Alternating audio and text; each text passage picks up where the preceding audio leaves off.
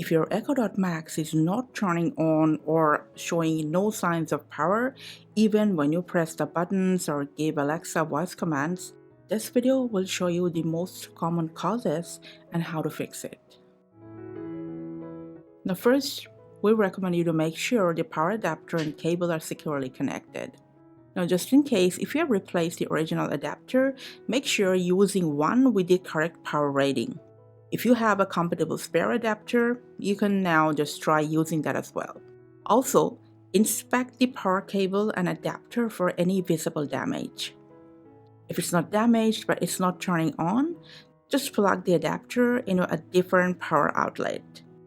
Now if you still won't turn on, just unplug the Max for 30 seconds. Meanwhile, if the device feels unusually hot, just let it cool down. And after that, just plug it back in. Your Max should turn on without any problem.